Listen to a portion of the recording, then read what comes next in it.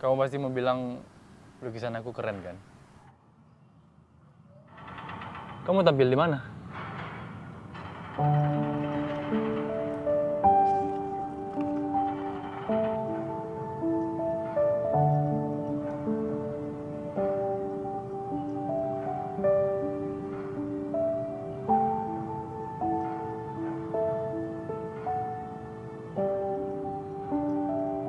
Sebentar lagi akan dibuka kompetisi pencarian bakat untuk mewakili Aceh dalam pertukaran pelajar di Eropa.